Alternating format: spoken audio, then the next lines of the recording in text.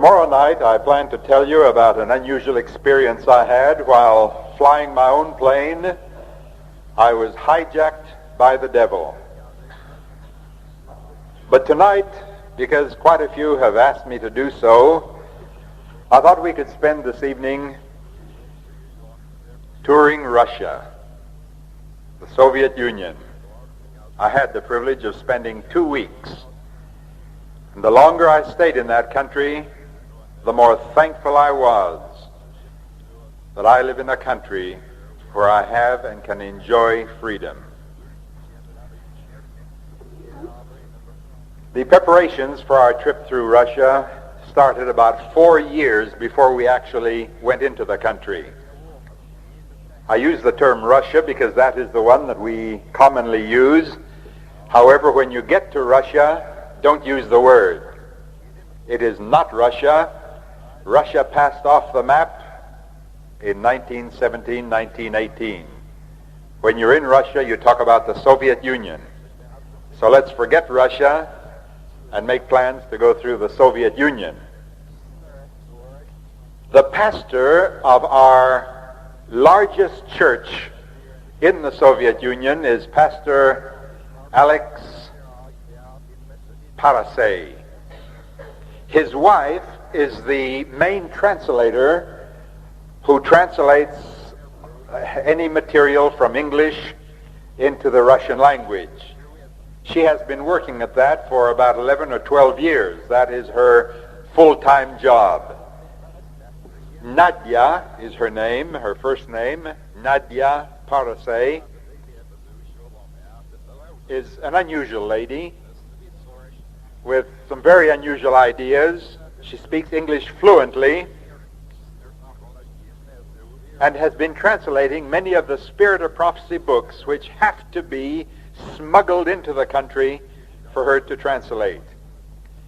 She had arranged with friends in the States to try and get her certain books which she had not yet been able to get in.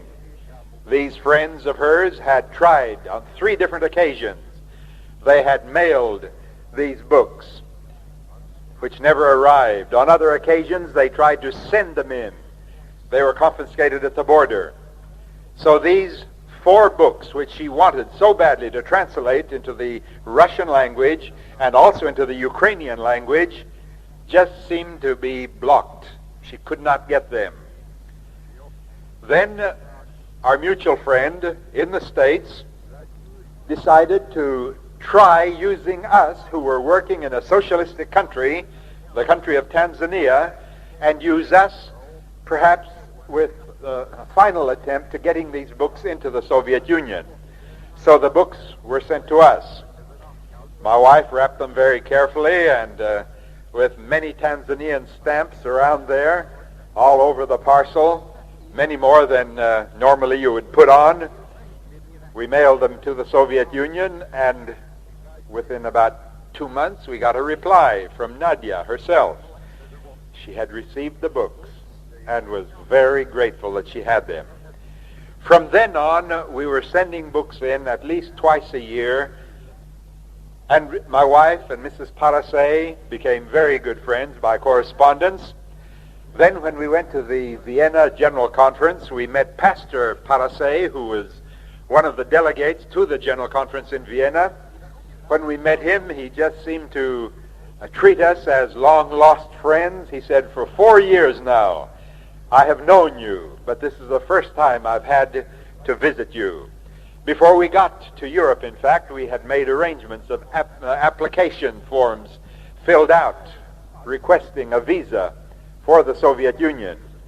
In discussing some of the details with Pastor Parasay, he gave us a few suggestions of what we might do.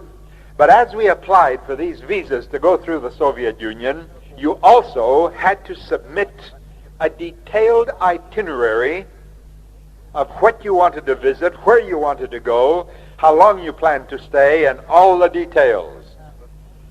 On your travel for the day, we were planning on driving through. Many people fly into Moscow, fly into Leningrad or one of those cities and see the country that way. But some friends of ours in Germany made it possible for us to have a nice car, and all we had to do is to put in the fuel. So we decided to drive through. Our detailed plans were very carefully outlined. It was only 2 weeks after the General Conference that we finally got the reply, and the request was granted. The man at the Soviet embassy, through whom we had to work in Vienna, told us that about 20%, just under 25% of those who applied received their visa. That's the general statistics. But he said for those driving through, it's a much lower percent. If you just wanted to fly in, you'd have at least a 25% chance, perhaps, of having a favorable reply to your request. So it was with grateful hearts that we started out on our journey, going through, approaching the Soviet Union from the north, through Finland. From Helsinki, it's only about a 3-hour drive down to the border. It happened to be on my wife's birthday that we got to the border. She jokingly said, well, I hope these guards, these Russian guards, will know it's my birthday. If they check my passport as closely as we were told that they would, maybe they'll be kind enough to let us through without too much delay. We were at that border for just over 3 hours. And not because there was such a rush of tourists trying to flood into the Soviet Union. Not at all. On the contrary, there were very few cars. But about 10 minutes over 3 hours that we waited there, those Russian guards, those customs officials, those immigration men, the customs men especially, went through everything. We took everything out of the car. They lifted up every seat. They just about pulled the upholstery off to check and to see what we had in that car. They made us drive over a pit. 2 mechanics, they called them. They said they were mechanics. They're checking to see if the car was really, really roadworthy, safe to drive through the Soviet Union. Checked underneath very, very carefully.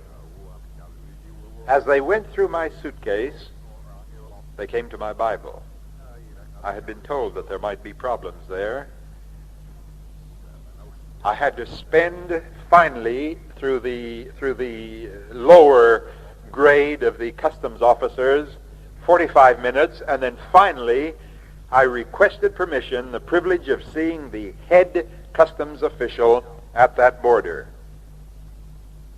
with a little Russian girl of about 16 who could speak broken English, who was the only one at that border who could speak English.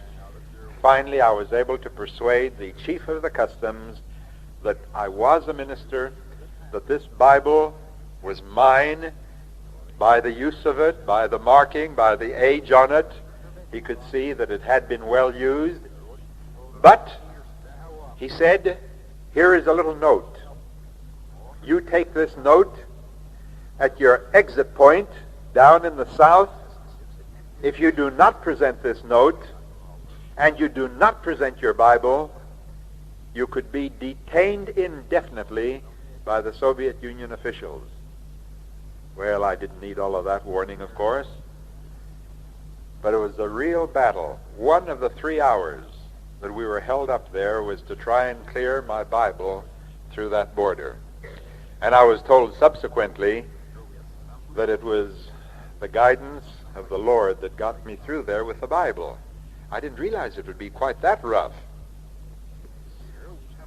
Because of the delay at the border, much longer than we had anticipated in our itinerary and our plans, time for driving from point A to B, we had to drive 2 hours after dark.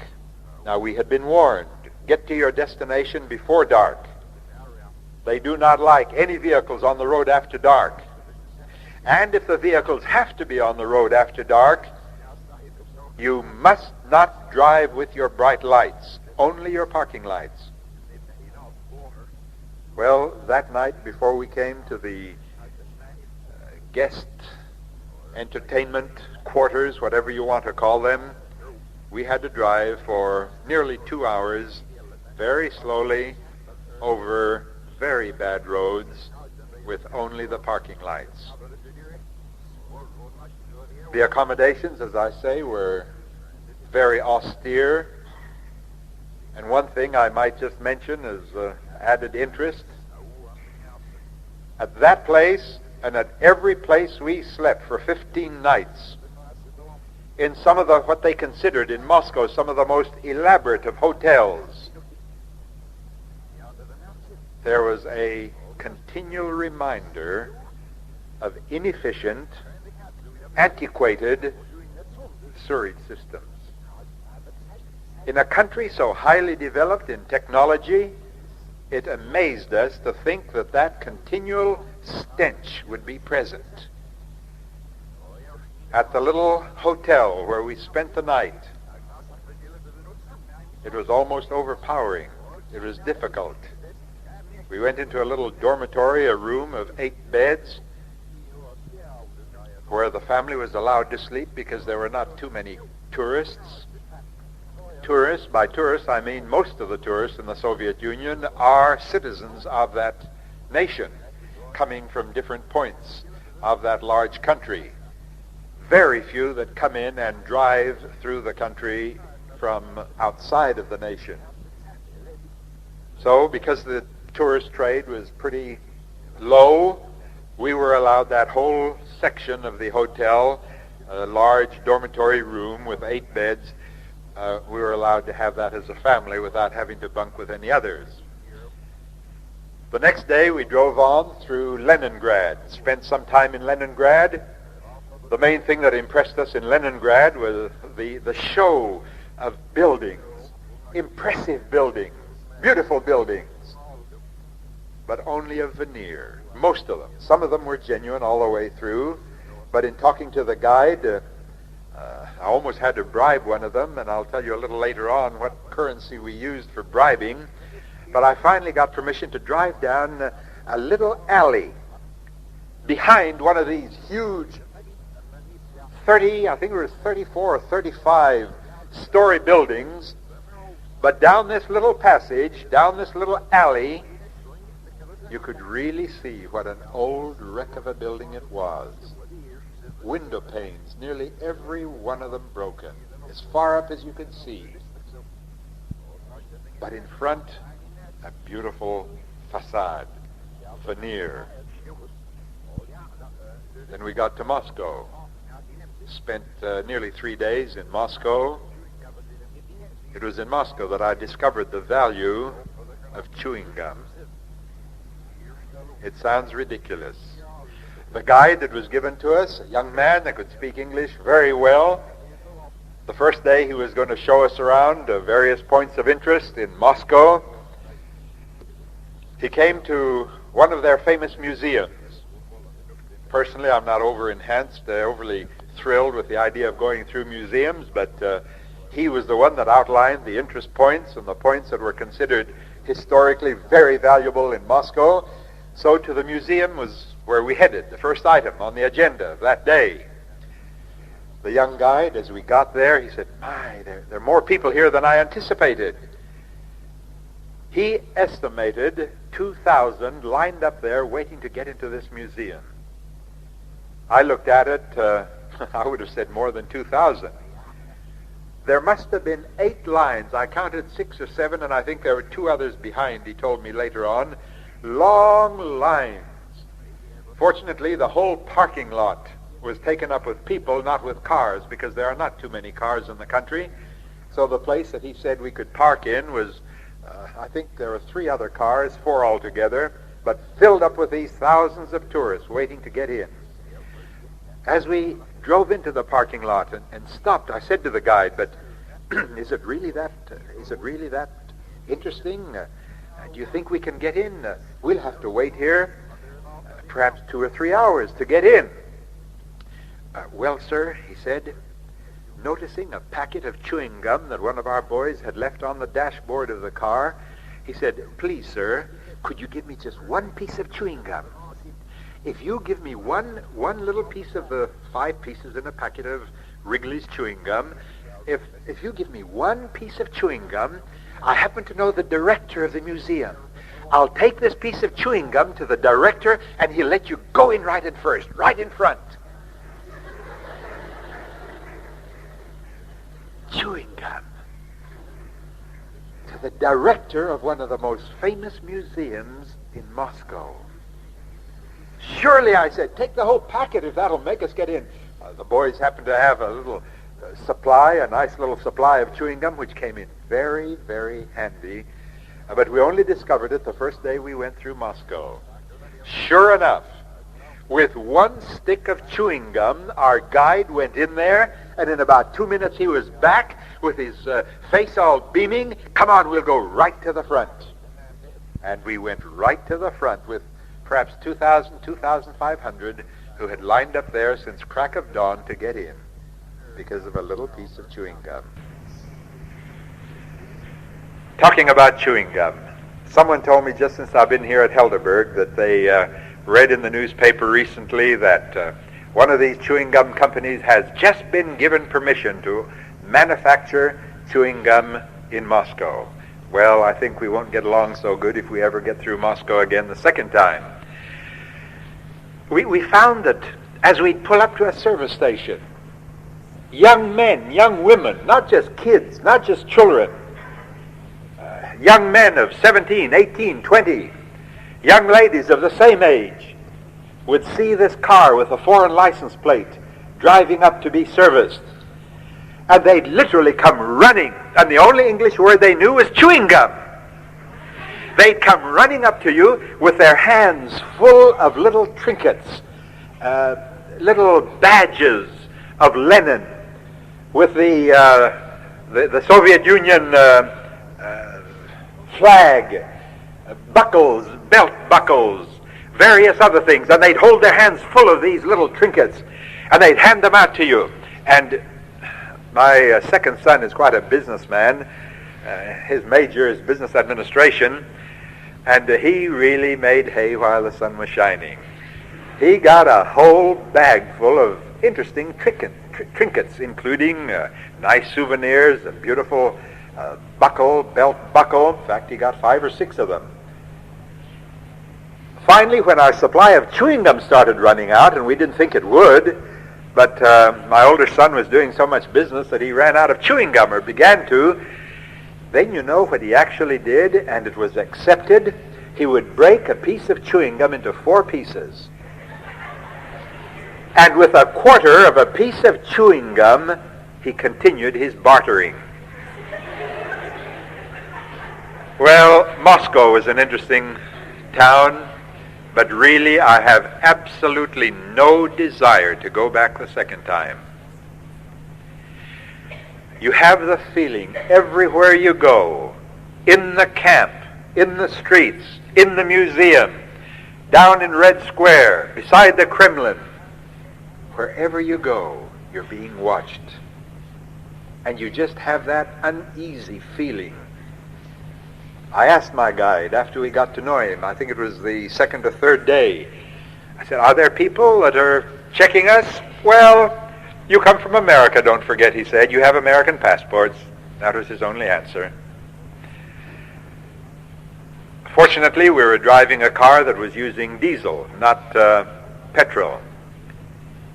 Most of the cars, including the big lorries and the trucks in the Soviet Union, are petrol. Very few, very, very few diesels.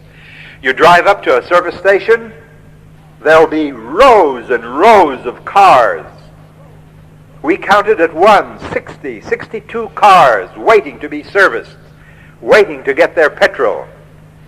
But with our diesel, there's usually one, and at a large place where there would be, say, 30 or 40 pumps, all government controlled, of course, there would be maybe 2 diesel pumps. And you had your coupons, which you had bought at the beginning of your trip. No cash transaction, everything was coupons. All you do is ask for diesel. They give it a little different pronunciation, but they understand it when you say diesel, and they would immediately show you. Way off on one side would be the diesel pump, You drive up there, get filled up, and on your way. Whereas other people would have to wait several hours before they could get filled up with petrol. Our main objective was Kiev. Kiev is the third largest city in the Soviet Union. Kiev is the capital of the Ukraine. There's Moscow, number 1, Leningrad, number 2, and Kiev, number 3. We were very anxious to meet Nadia Parasei. My wife especially was extremely anxious. We got to Kiev right on schedule, Friday afternoon. While we were in Vienna, talking to Pastor Parasei, he held out a little hope that maybe he would be able to get permission from one of the government ministers who controlled religion as one of his side portfolios, a minor portfolio. He might be able to get permission, the Pastor Parasei said, for me to give a little talk in the church on Sabbath. Well, I said, don't worry about that. It'll just be a privilege to worship with you, to be with you in your church. No, I'm going to try. There has been a new man that has taken over this government position. He seems to be much more friendly.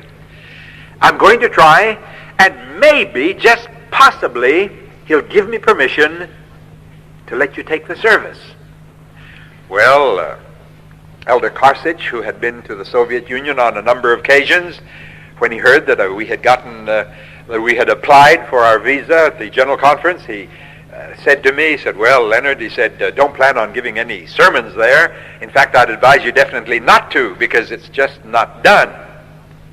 When we arrived at Kiev that Friday afternoon, I tried for 3 hours to find a telephone to call Pastor Parasei, and was unsuccessful in doing so. That evening, after the evening meal, I still wanted to get in touch with the pastor, tell him we had arrived.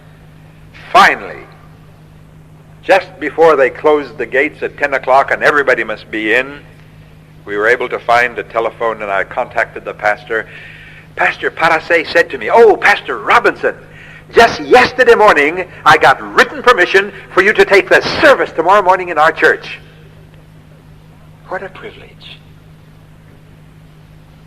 The first Seventh-day Adventist minister outside of a national, a Russian, to be given permission to take the full 11 o'clock service. It was a real experience.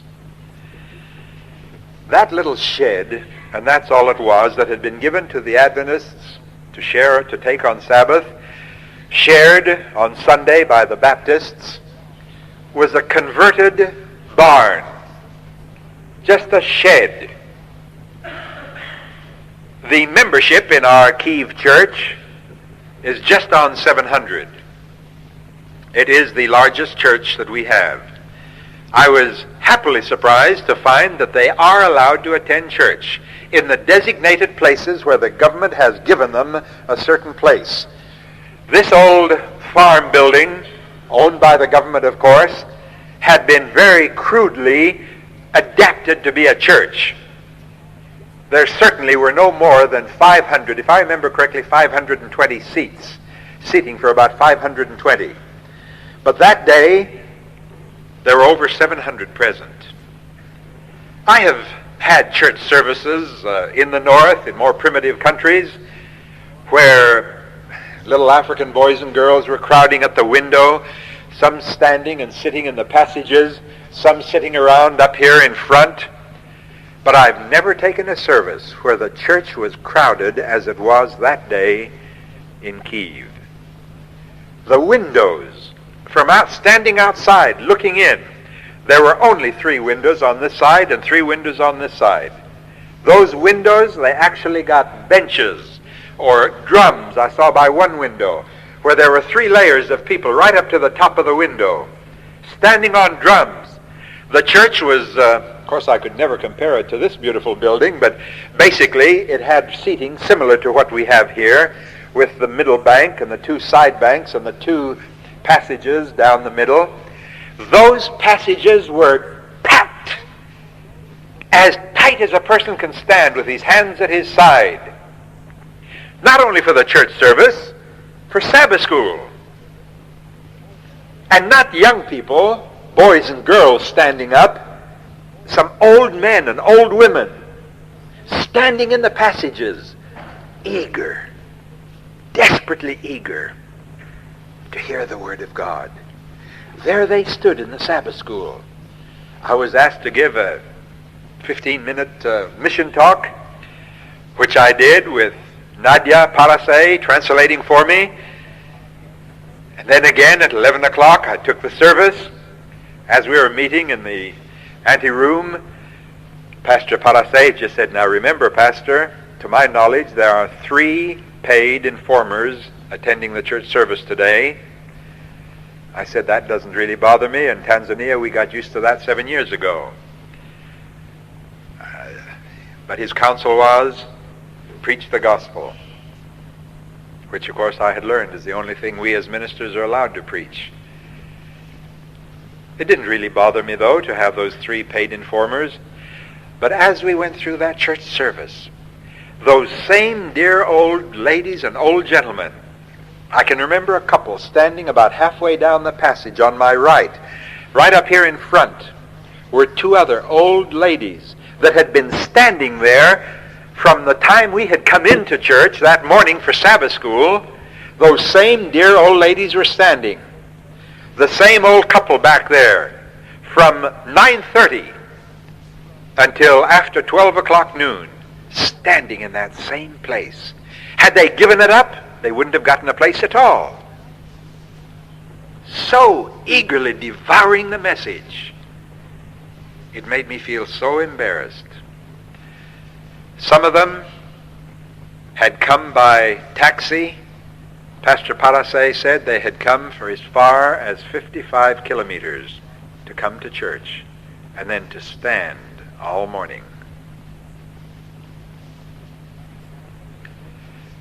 Pastor Palasay had told us in Vienna, "I will try and get permission to have you come with us for lunch on Sabbath to our apartment." He told us Sabbath morning before we walked into Sabbath school, with Nadia standing by his side, "I'm very sorry, permission was not given for you to come to our apartment. But the Dorcas ladies and my wife have prepared a lunch for you, which we will have in a little room in the back of the church." I forgot an interesting point. As we came in for Sabbath school, those dear Russian brothers and sisters were so cordial between themselves. For any visitor, to us as visitors, the old men would come, many of them with grizzly beards, put their arms around you and give you the Christian kiss. Only men to men, only women to women. Never the twain should meet. Very strict, but so cordial. My wife says she's never been embraced as tightly, to her embarrassment many times, as she was there at Kiev. Those dear ladies just gave her bear hugs that almost stopped her breathing, she said. And the men likewise, so cordial. All of them would plank a big smacking kiss on your cheek and just let you know that you were welcome. It was a thrill. Well, the lunch. After the service, the announcement was made that Pastor Robinson would take another service at 2:30. They all scattered, separated, went out underneath the trees. They had planned on coming for the day. They had their little lunches, and we were taken in behind in this little room. Very crude, but it's not the furniture that makes the welcome.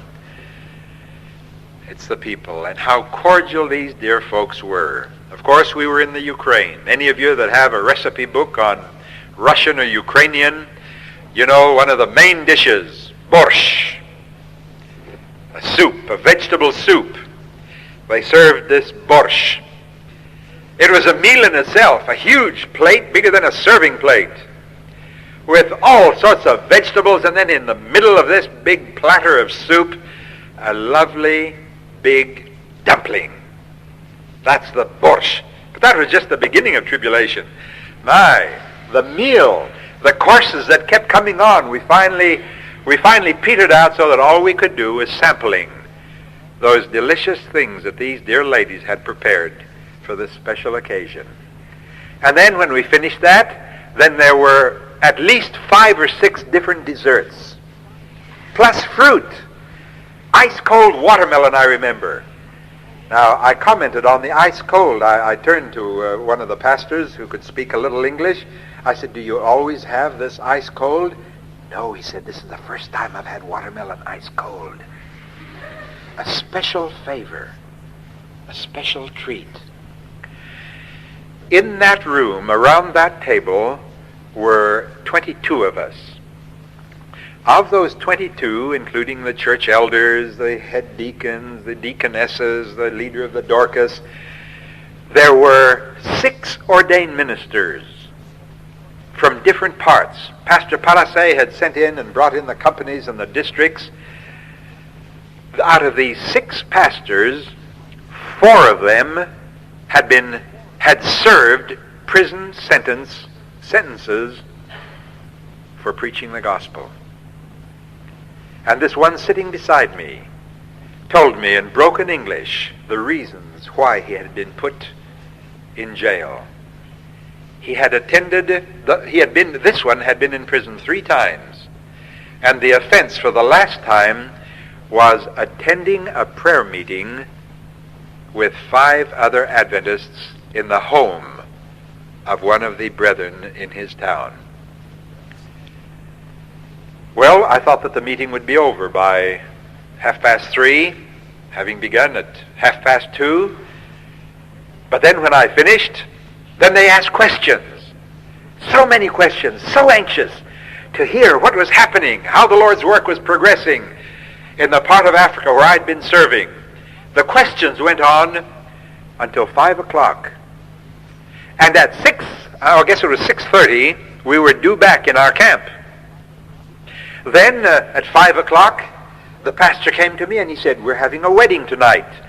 2 of our young people are getting married, and they have requested especially that you say something at their wedding. We think we can get permission to prolong your stay out of your camp. Well, I said, I'd be delighted.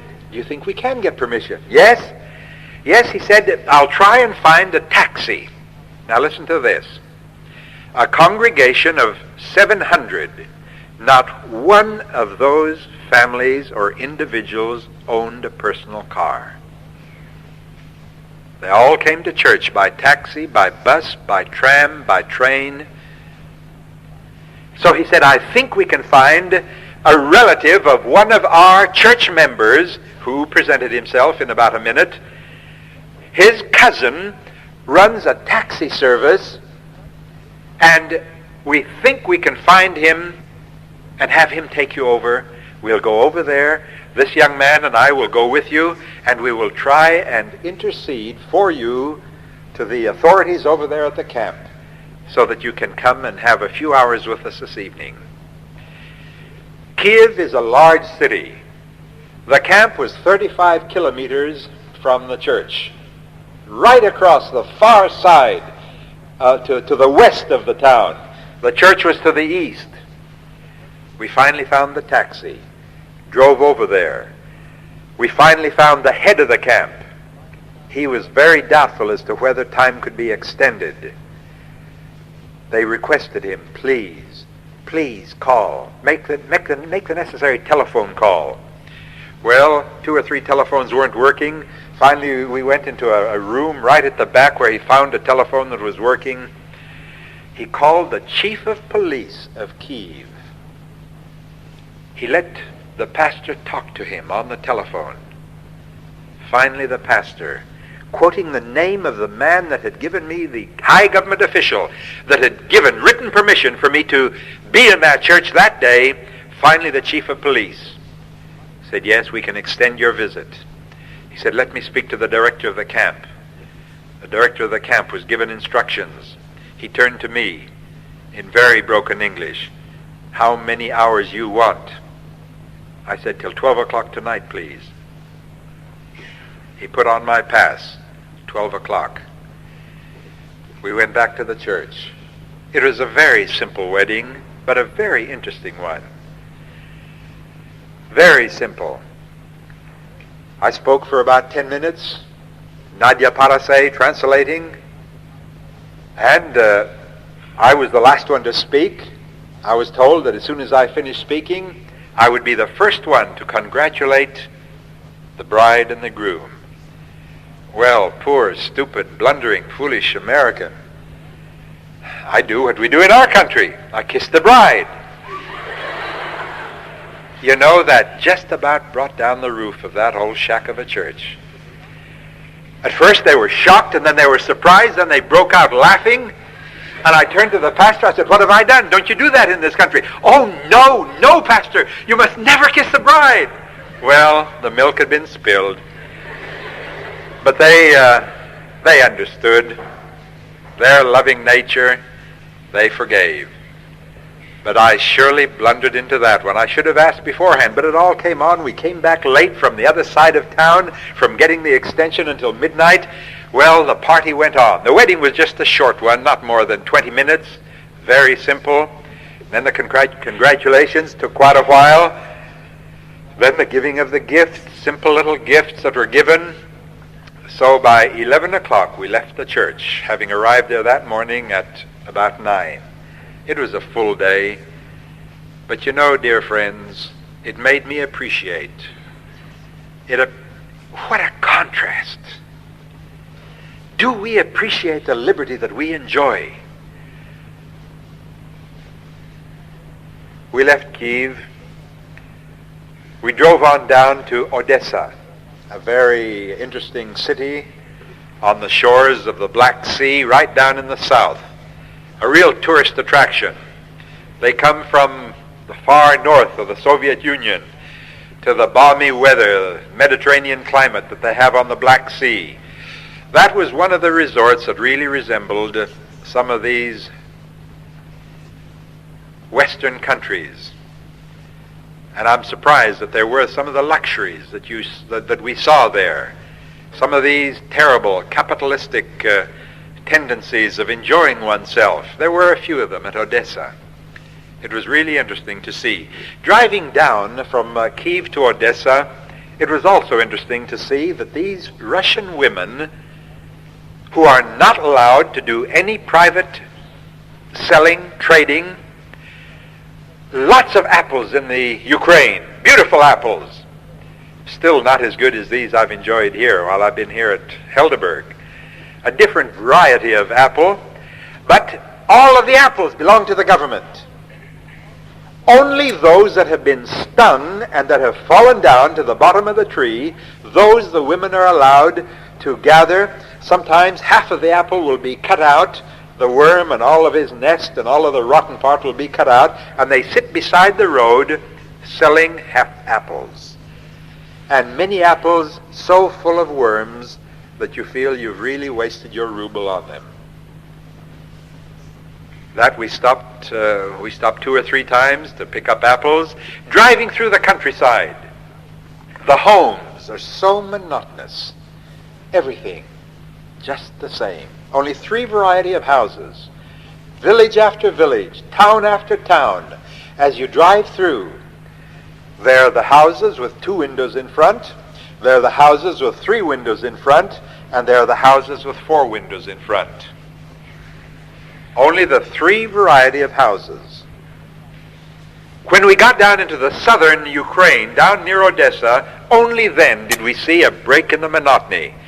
From the far north up in Leningrad, right across that section of the Soviet Union, all the houses, 2 window for a young man and his wife, 3 window for a small family, 4 window for a large family. Well, as we went out of the Soviet Union, of course I had to present my little card and my Bible. We then went into Romania. We had an experience in Romania. Perhaps I could take 5 minutes to tell. Crossing over, right on the border, going into Romania, was a little town, a hotel of which we had made a reservation to stay in. a comfortable hotel. Things in Romania were much more comfortable than in the Soviet Union. But the next morning, as we went into the dining room of this hotel, a very comfortable hotel, to sit down for our breakfast, we could not communicate with any of those waitresses that were serving us. We just could not communicate. Finally, we gave up. We didn't know what to do. At that point, a young lady walked in, girl of 19, small, very attractive young girl. She walked in, started to sit down at a table nearby, looked over, saw the predicament we were in, came over and addressed us in perfect English. What a pleasant surprise. Through her, we were able to get a very nice breakfast. Then she talked to us for just 2 or 3 minutes, explaining that she was an official guide and that she would be glad to help us in Romania. She had just brought up a group from Bucharest of Russian tourists visiting Romania, and she'd be glad to be our guide. And just then, 2 young men walked into the other side of the dining room. We noticed how cold our little girl became. Her name was Daniela, who had been so friendly, so cordial. As soon as she saw these 2 men walking in, she excused herself, went over to her table, and didn't make another squeak during that meal. We finished a good meal. As we walked by, I just casually said, "Thank you very much, Daniela, for your kind help." She didn't even reply. We went down to the rooms, packed up the suitcases, and as we were walking out, carrying the suitcases out to the car, our room was in rather a secluded portion of the passage. I heard some little steps pitter-pattering, came up to me. It was Daniela. "Oh, Mr. Robinson, is there..." She'd look around. She wouldn't finish a sentence. Finally, she got it out. Is there any chance that you have room in your car to take me back to Bucharest?" I said, "We'd be delighted to, Daniela." "Well, I'm not supposed to. Those 2 men you saw up there, they're watching me. But I must get out of here. I must leave. Please meet me 2 blocks down this street, 2 blocks out that way, you'll find a service station. Beside the service station is a little grocery store. Please meet me there." We went down 2 blocks, turned over about 2 blocks, found the service station. By the time we got to the little grocery store, Daniela was there with her one little briefcase. She walked right past us as if she had never seen us. Went down to the corner of the street, looked around casually, came back. As she approached us, I opened the door. She slipped in, we closed the door and drove off. I was even becoming nervous. Was this a trap? What was she up to? Anything could happen in those countries. But as we got out of town, down those country roads, that dear young girl really opened up. She said, "You are the first American family that I have ever met. It's so good to be with you." She said, "You know those 2 men? I had to tell them that I was going down to the railroad station, that I had an urgent appointment back in Bucharest. I was going to catch the train." She said, I just hope they didn't follow me down. I just hope they weren't following me. I couldn't see them, but they were watching me. We official guides, almost every step we take is watched. But she says, "I'm in trouble. I must get back to Bucharest. I'm so glad that you're willing to take me." Religion to us when she found out that we were churchmen, clergymen, missionaries. She was so interested. She kept asking questions. She kept talking. There wasn't a dull moment during those nearly 5 hours that we were together.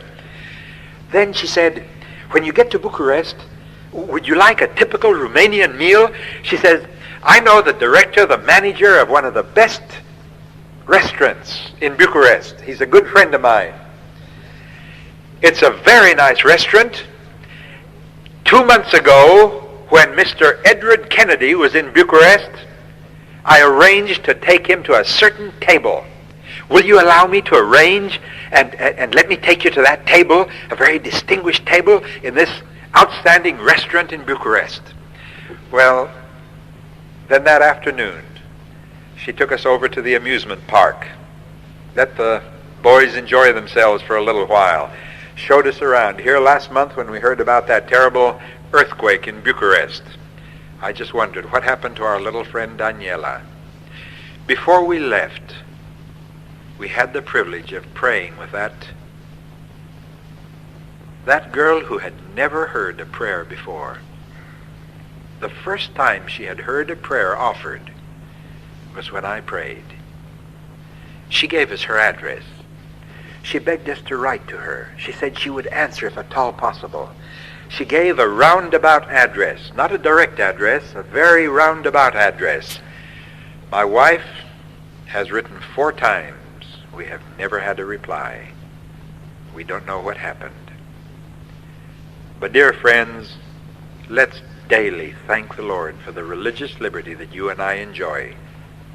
And as we consider some of these other countries where such liberties are so foreign, we should be more grateful for all the Lord is doing for us.